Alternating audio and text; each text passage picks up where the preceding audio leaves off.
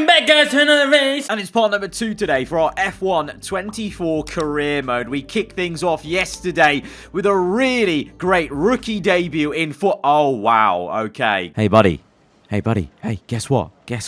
Your upgrade failed. You're slacking, mate. Slacker! I was going to say, it was a really fantastic rookie debut for us in Formula 1 at the beginning of this entirely new story on this game. Points on debut. Can't ask for much more. There was a lot of learning to be done. And immediately in part 2 here, we're having to repurchase an upgrade. And that was an upgrade that Lando actually purchased and failed. And then I'm left to pick up the pieces to repurchase the upgrade. So I think that's going to be quite a funny dynamic as we go on through the series. If each other's upgrades fail and the other one's picking them back up and stuff, I'm already liking the fact that we can actually see which driver has purchased which upgrades.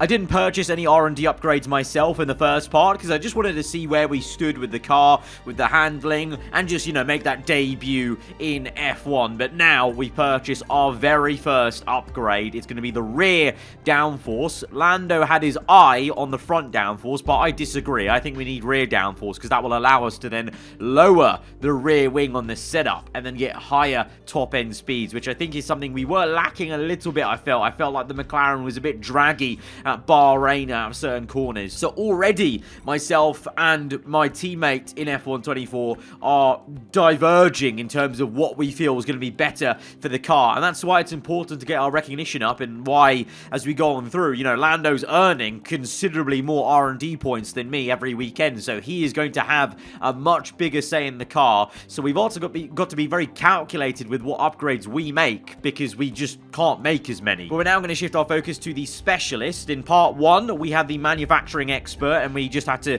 complete the race weekend to get a little bit of a booster. You can see there we're 450 now out of the total first starter level, and we've got some new goals now for the next race. Driving 90 miles during the race weekend or completing 2 sessions without damage. I reckon we could probably do the damage one pretty easily actually in qualifying and practice if you think about it. We've now got some new specialists to look at. Power unit consultant, material fabrication, I think that was strategy analyst as well. All different characters and new kind of, people to interact with. So let me know in the comments below. I actually had a fun idea, since we're kind of almost like role-playing a bit, I feel, as an F1 driver in this series. I want to really delve into the storytelling aspect of things with this series, maybe even more so than we've done in the past in my team series. Let me know, should we give each of these specialists like names just to ground them a little bit more? Because I can already tell the first Donnie, the manufacturing expert, he's going to get on my nerve. He reminds me of Chris from F1 2017. That's a really obscure reference, but he reminds me of him,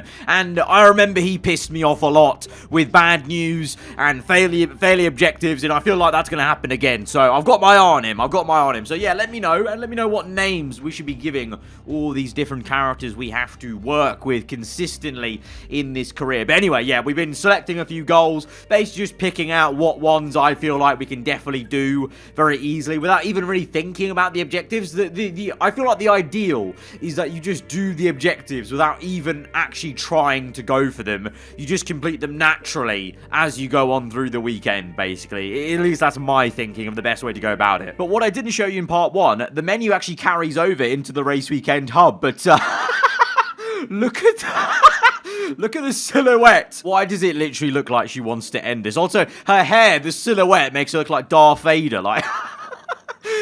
So yeah, that was a bit funny. Yeah, a bit of a weird ghost sort of General Snoke sort of vibe going on in the menus. But comical UI aside, we now go into our second race weekend, and we've taken some learnings from the first race. Generally, I am quicker at Jeddah than Bahrain across multiple different F1 games.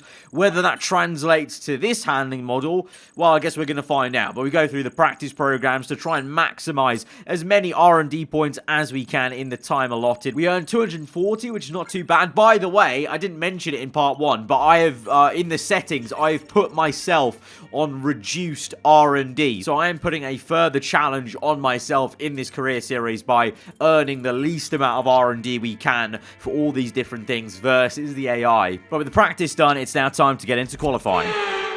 Welcome to the Jeddah Corniche, one of the fastest circuits on the calendar. But let's see who will be fastest of them all. We're about to set the grid for the Saudi Arabian Grand Prix.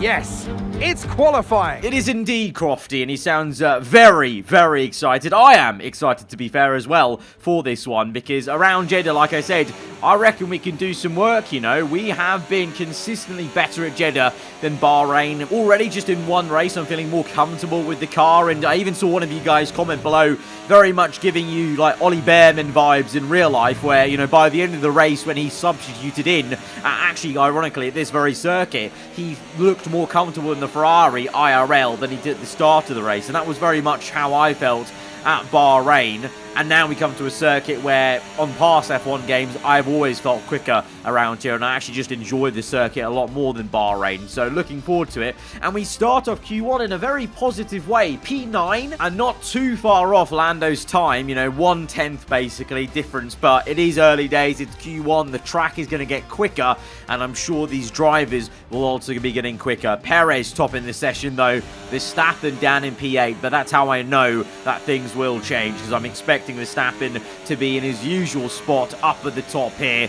But let's see how Q2 goes. And again, you know, you can see on the bottom right, using a fair bit of the ERS already on the lap, because we used it in the earlier stages, just using that extra overtake mode that we can use now on the qualifying lap to give us a boost. I mean, as we cross the line there, pretty much my yellow bar was right down to the bottom, so we don't have any more battery to use for a consecutive lap, but we'll get back in the garage and then go out again, and we're going to need to, because by the end of the session, the checkered flag's fallen, people have gone quicker, Albon's gone quicker than me in the Williams, and we're down to P11, to be fair, good company with the 7-time world champion Lewis Hamilton behind us in P12, but we've gone purple in the first sector, green in the second, but those were very marginal gains, and we've now lost some time in the last sector, gained a little bit at the final corner, but then lost it again on the acceleration, and we've actually not gone quicker, so we are knocked out in P11, and our wait to get into Q3 for the very first time in this series, in our F1 career, goes on. And this one is a bit more painful, because I really felt like we had the pace to get in. But that second lap, we made a tiny marginal gain, basically, in Sector 1 and Sector 2. And it meant that by the time we got through Sector 3, because I also, like in my first lap, I'd used so much of my battery in the first sector, probably getting that very purple sector, I basically should have maybe saved more battery in overtake mode to use in the latter part of the lap, basically. So maybe some learnings there, but myself and Hamilton are knocked out. I mean, at least as a rookie, that's pretty amazing company to have a 7-time world champion on the same row as us. But Lando up into the top 10 shootout. Once again, we have to just find out what that top 10 order looks like as we go to the grid then for Sunday's Grand Prix. Welcome to one of the fastest races in the entire calendar, and while it's one of the newer races on the F1 World Tour, it's already staked its reputation as a fan favourite. It's Jeddah, and it's the Saudi Arabian Grand Prix. So let's take a look at the topographical map of the Jeddah street circuit. As you can see, a number of challenging corners for the drivers to master here. We'll see just how much the teams have benefited from their time spent in practice this weekend. And like many street circuits, this track has the potential to punish drivers that get it wrong. Let's hope we avoid any safety cars today. Off the back of a fantastic qualifying session, it's time to see how our starting grid looks like for today's race. World champion Max Verstappen starts from pole position, edging out Sergio Perez, who lines up P2. As we continue through the rest of the grid today, we have Leclerc, Fernando Alonso, Sainz, Norris, Stroll, Russell, Albon, Bottas, a McLaren, Hamilton, Joe, Sargent, Gasly, Ocon, Hulkenberg, Ricciardo, Tsunoda, and Kevin Magnussen fills the last spot on the grid. And with lights out just moments away, it's time to go down to the track. And alongside me here today in the commentary box, Anthony Davidson. Now, we had great fun watching them win last time out. What a great victory it was. But can they carry that into today's race? It's the important one, isn't it, Crofty? You've done it once. Can you do it again? But, you know, if you start believing in yourself and the confidence starts to build, that inner confidence is what you need. And you can carry that through to future races, including this one, and you set that ball rolling. That's the critical thing that they're looking for here. And I believe if you've got that first race win or a win at any stage, it can start to roll with you in a good way. So I'm going to gamble on the strategy a little bit today, and we're going to start on the hard compound of tyres. Now, we didn't even use the hards last time out at Bahrain in our debut, and that might have been a mistake, I don't know, but I want to do some learning, see what the hard tyre is saying, basically. This is a gamble because this is the hardest compound available to us, and we're the only one, I believe, starting on this compound, so this could go badly wrong in terms of the race start. But if it doesn't, if we can hold pace with every medium tyre runner, you know, eventually this tyre will be the quickest race tyre once those mediums start wearing out. And to be honest, you know, Lando's only qualified P6. I say only, but, you know, I thought he was going to go a bit higher like he did in Bahrain. So maybe the McLaren is on the back foot a little bit compared to Bahrain, at least at the hands of Lando, where the maximum potential of the car is. So maybe a gamble like this could pay off for us. You know, he's not going to gamble, but I could from this position just to see if we can get track position maybe, or, you know, just hope that maybe the tyre that we faced in Bahrain is going to be more of a problem for the AI around here on those softer compounds. But what I need to also hope for is that there's no early chaos and a safety car or anything like that, because that will really ruin the entire premise and advantage of starting on the hards and going longer and deeper into the race. But a bit of a bad omen and way to start a Grand Prix. A big rookie error as we line up on our grid slot. We overcook it and we have to be pushed back in our pit box. Hopefully that's the last mistake we make today as we get ready and prepped to rev up the engines and look ahead to the 5 red lights. The Saudi Arabian Grand Prix is underway. Lights out and away we go. And it looks like initially a bit of a slow start, but we do get a much better launch in the second phase of the getaway as we are able to launch it down the inside of Alexander Albon, be a bit aggressive on the exit and get up into P10. So we're into the points paying positions early doors as Lando gets really crossed up fighting Lance Stroll, I think that is. The Aston Martins are absolutely flying. Fernando Alonso, I think he's up to second place. But for us overall, that's a pretty solid start. You know, not losing positions, being on the hard compound versus all the medium tyre runners is always a positive. So now it's about trying to stick with everyone, not losing too much time whilst these guys have the advantage of the mediums out of every traction zone, and just biding our time to when it's time where we can look like the faster car in this race. But at the moment, at the forefront, Fernando Alonso is looking like the quickest car of all because he's going for P1. Perez is the one that leads the way for Red Bull. Verstappen has had an awful getaway from the front row. He's down to third place and we're watching. Look at this, 2x2. Norris v Stroll, Russell v Bottas. This is unbelievable. Second race only and we're seeing some real thrilling racing at Jeddah. It never disappoints. Jeddah has come in and it's exciting in real life, but it's even more exciting in the F1 game. Consistently always delivers, and right now Fernando Alonso is delivering as well with the action at the front. He's in a Red Bull sandwich right now, but he wants to try and top the standings, and he's going to. It's 3 wide nearly. Verstappen hits the wall a little bit there as he had nowhere to go on the right hand side. Perez back down the inside of Fernando Alonso to retake P1. It's a drag race now to turn 1. Aston Martin versus Red Bull. Will Verstappen again move about? He's getting boxed in and a bit frustrated, it seems, being trapped behind these two going for it. All that fighting is backing all 3 of them up into the Ferraris that are P4 and 5. And meanwhile, whilst that was going on, back at the end of lap 2 for us, from our POV, we're falling a little bit behind Bottas. You know, we're gaining every time the cars ahead of us are fighting to turn 1, but we're losing time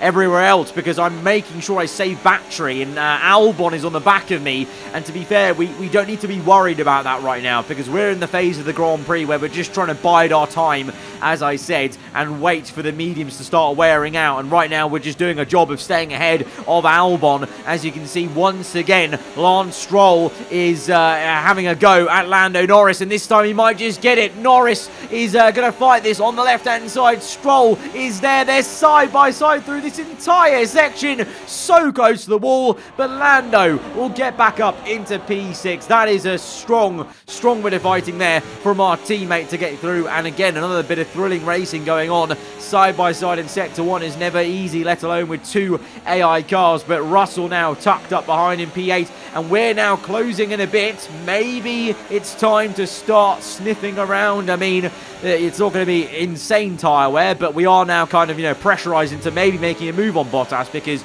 you've got Albon right behind us, 3/10 back.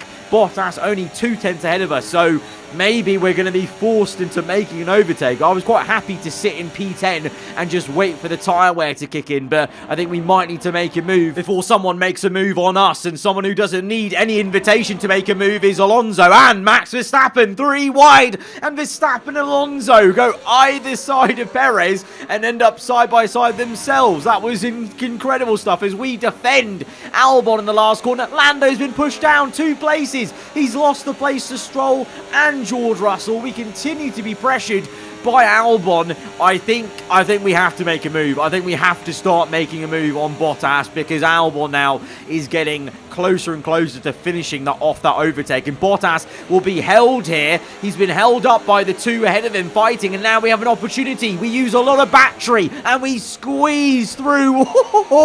That is very, very close margins, but we've made it work. We've managed to squeeze through on the outside there and get up into P9. But with that move also came losing time to Lando ahead of us, and we're out of DRS. And lap 5, my engineer is going to come at me with another objective. Avoid engine staying above 147.6 degrees. That's quite a lot higher than my engine's running right now. But to be honest, this is actually, again, quite good timing. I honestly don't know if these objectives are timed like this, but this is another phase where I felt, okay, we've made 1 overtake on Bottas. Now let's calm down again and once again hope that, the cars ahead of us, Lando, Russell, Stroll, they start wearing their tyres out, and that I can just sit here, save energy, save, tyres, and then attack them. And it coincided with my engineer telling me to cool things down in the engine. So yeah, so far, the timings of all these objectives have been very good to really give you that nice ebb and flow of a real Grand Prix, where you're not going to be on a hot lap every single lap, and there's periods where you're slowing down to cool the car, cool the tyres, as we see very much the opposite happening at the moment between Sainz and Perez. Verstappen, surprise, surprise, walking away with things now, having got into P1. Perez, though, struggling. Alonso, having been the hero of the first few laps, he's now down behind both Ferrari cars, so maybe the Aston's pace was a bit short-lived. Maybe they're facing tyre wear, but look at this now. Lap 7, we're going quicker than anyone. Even Verstappen, look at the mini-map. Verstappen is miles away, and even he can't go purple. I think the mediums are starting to wear, and these hard tyres now, well, clearly we are starting to cook with the hards. Maybe we should have used them in Bahrain after all, and maybe again, like last game, we're going to really enjoy them as a race tyre as we now focus back on Perez, and it's going to be a double-pronged prancing horse attack. It's Ferrari on the left, Ferrari on the right, and now Ferrari's ahead of Sergio Perez. Sainz into P2, Leclerc third, Perez now under pressure from Fernando Alonso. The Ferraris now have come alive a little bit in this race, and they're up into the podium spots as we close up on Lando, who's harvesting energy with that rain light flashing, and we go round the outside of him. None ERS, but we still get the nose in on Russell, and now overusing the battery, overtake mode. It's go, go, go, because I reckon we could get Russell as well. Yes, we can. We squeeze through. What an unbelievable sector this is. And for the first time here in our F1 career, we are starting to actually have some semblance of some speed, some aggression, some confidence, as we now gain 16 on Lance Stroll. I love the hard tyres. Hard tyres for life. This compound choice has been unbelievable as we send it on Stroll, and we almost maybe even got Fernando Alonso, but we had to come crashing back down to earth. If I'd kept my nose in, that would have been an absolute race ender, I think. So we just calmed things down a little bit, Arav, but we've made the move on Stroll. That's 3 overtakes in a sector. That was unbelievable, and that was because of the tyre wear kicking in for the mediums, and also we saved a decent amount of battery to then overuse it to make those passes, because now we're harvesting behind Alonso. You can see the light flashing away. Alonso might go for a move for Perez. Right now, I'm now back to a phase of calming things down. We've just made 3 overtakes. Now, let's calm it down, save a bit more battery. Again, you can see the yellow bar is very low on the bottom right as we watch, again, Alonso and Perez going at it in the last corner. But, yeah, that was such a good first sector on lap 9. Like I said, that was the real first time it felt, and probably to you guys looked like, I actually had some speed in this McLaren. And, yeah, things are coming towards us, and I can tell, you know, give it 10 races, you know, just like in real life when a rookie makes their debut. Give it some time, and we're going to get used to this handling, get used to this car, and we can actually start matching Lando. And to be fair, we're not only matching him, we're beating him right now, but there's still a long way to go, and there is an ebb and flow of this Grand Prix to the point where Stroll just walks past me on lap 10 because, yeah, I think the AI overused their battery in that last corner, into that last corner, and I'm just constantly saving it, but it means there's this really weird lack of synergy, and they just keep getting me or keep gaining on me in that last part of the lap. So Stroll, yeah, just walked past me, but I refuse to overuse my battery to defend him because it's not my game plan, you know, like in real F1, you stick to your game plan, you know, you don't fight someone you don't need to be fighting, they're not in your race, in the same way that I've got a game plan of how I want to save my battery, so why should I overuse it just to keep a position that eventually I might get back on the very next lap because I've saved that battery, and my engineer agrees with me, and it's this is actually quite a violation. He's not even thinking about Stroll, the car directly ahead of me. He's told me to go overtake Alonso before lap 16. Stroll doesn't even exist in his realm of me having to make an overtake. That is unbelievable stuff there. Absolutely cold violation from Mark going on in only our second race together as an engineer and racer pairing as we go for the move on Stroll. It's an easy overtake, real confidence on the front end now with this hard compound because I just know that those mediums are really second hand. Unlike the previous lap though, I do keep the ERS in hot lap mode on this straight because I want to close up to Alonso. We've been set that objective of overtaking before lap 16. I know we have 5 laps to go till that objective would end, but I want to try and do it sooner rather than later. Alonso comes in though. Oh, it's going to happen immediately. We've done it. Alonso did us a favour there.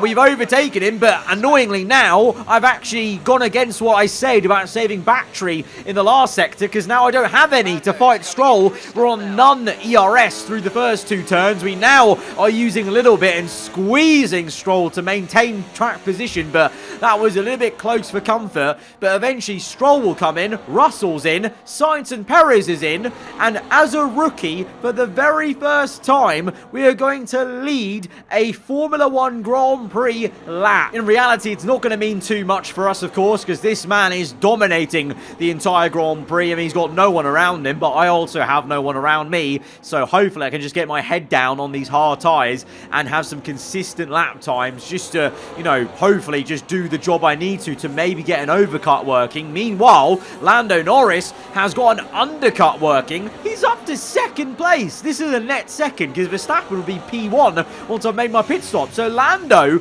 has done an unbelievable undercut. Hang on a minute. He's got ahead of Leclerc, Alonso, Sainz, Bottas, Perez. He's got ahead of all these guys. That is amazing. Once again, early doors showing the undercut. It's so powerful. It's probably the most powerful it's ever been on the F1 game because now the AI are really benefiting from undercuts compared to, well, they just didn't as much on previous F1 games. So that's unreal. But unfortunately, the McLaren and Lando is on the back foot a little bit here at Jeddah, because Leclerc gets back around the outside of him now, side by side for Sainz and Fernando Alonso as well behind. And Lando is going to get swarmed by loads of cars with DRS here. And down the straight, it's going to look like an F2 or an F3 race. There's so many cars fighting, and thank God we're not in the middle of this. We are far away, just trying to do consistent lap times. We would have been absolutely screwed if we were in this traffic trying to fight people, just like Lando is, because he's falling down the order now as Sainz gets through on the inside to the outside to the inside again for the next right-hander. No, Lando pulls it back. This is a great scrap between the two IRL friends. Lando gets ahead of Sainz for now, but eventually Sainz will come through with DRS, and the Ferrari is definitely looking quicker in a straight line. Even the Kick Sauber is looking quicker right now. Bottas is through on the inside. How's he done that then?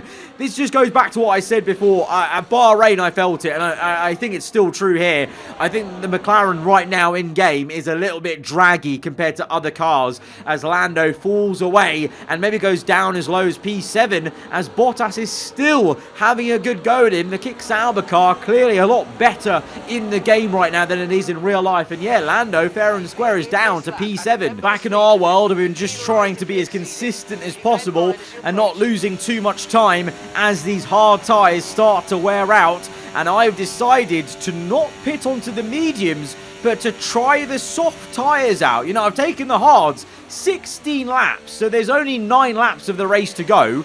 That's less than everyone took their mediums, so I reckon there's no point going on mediums. We should just go on the softs. We have one new set of softs to go in this entire allocation, because of course, again, we didn't make Q3, so we have that new set. So like in Bahrain, trying to use the brand spanking new set to our advantage. This time though, we're on lower fuel, so in theory we should really be able to use the tyre advantage, because everyone else is on hards that have been on there for a couple of laps, and they've been fighting each other so hard that it's 3 abreast into turn 1 on the left hand side of us. It's Ferraris versus Aston Martin, and Alonso with a big hefty hit to the rear end of Leclerc, but we've come out in P5. The overcut has worked wonders. We've jumped a Red Bull in this race fair and square, and now we are here on soft tyres. But my engineer immediately tries to bring me back down to earth by telling me to charge ERS to 95.44%. That's very specific, Mark. That's unbelievably specific. What am I doing? Am I a driver or a mathematician? What are we doing here? So in these early stages of our career, I really want to try and do every single objective that gets thrown at us. You know, maybe later down the line we'll ignore them when we've got that recognition. But right now we're a nobody. We're literally nobody on the grid. So I want to try and do what my engineer says. But doing so has invited a lot of pressure as Perez tried to overtake us. We actually did Lando a favour there by squeezing him wide. But now Lando has come through with the DRS pass. We've been on none ERS, trying to get this battery up as high as possible, as quick as possible. We've now done the objective. But quite nicely, as soon as we did the objective, that just so happened to be when Lando overtook us. So, you know, it's funny timing, but already maybe you're seeing a bit of number 1 driver treatment going on there. You know, the coincidence timing of that objective was just a bit too uncanny. But now, thankfully, at the end of lap 18, we've got plenty of battery, no objectives now, so we can just get our head down and try and go quicker again. Lando held up by the fighting going on between the 2 Ferraris and the Aston Martin, so this gives us an opportunity to maybe re-overtake Lando. DRS open overtake mode. Look at Alonso though. He moves across to block us off there. Otherwise, we would have made a very easy double pass. Instead, we had to do a bit of maneuvering around and go from left to right to overtake Alonso there. That was incredible. I've never seen a driver move that aggressively to the inside to cover it off. in a previous F1 game. Really good stuff to see as Alonso and now Lando go side by side once again. Real great scrapping going on in Sector 1, and Alonso gets ahead of Lando, and the Aston Martin's up to P5. Lando will come back at him though on lap 19. They're both still ahead of Perez though, by the way, so they're both doing a great job equally at just being ahead of a Red Bull car. But now things are getting dicey. Perez hits Alonso, and what the hell? Where did Bottas come from? Bottas makes it 3 wide. Perez just been overtaken. It's now a 4-way battle. Lando just edging Alonso, but Bottas is on the outside. Perez, he's going to make it 4 wide into turn 1. That's not going to end well. Oh my God. Perez has had an absolute calamity, and the safety car is out for the very first time in our F1 career here on F1 24, and it's because of Sergio Perez. Shock horror. Well, I don't know what that was. That was the worst driving I've ever seen. I don't know what was going on there. 4 wide, by the way, I called it. It was never going to end well, but it didn't end well in the dumbest way possible, because look at this replay. So Perez goes for the move, which is fair enough, but look at this. He turns in. He turns in too early, and there's a brick wall there, and then he turns back outside and hits Alonso.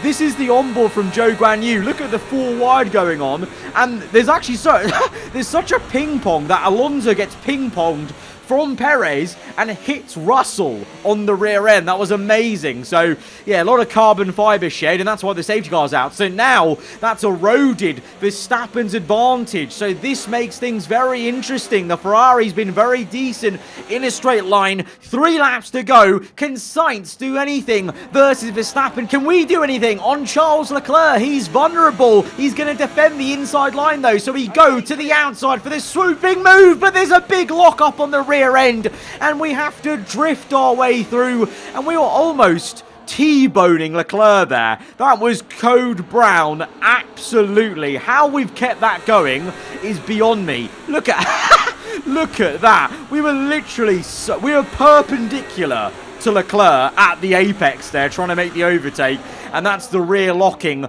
catching me out, and maybe the engine braking as well, to be fair, on my setup, because I put the engine braking quite high here at Jeddah, because I felt I didn't do enough of it at Bahrain, but that caught me out that time.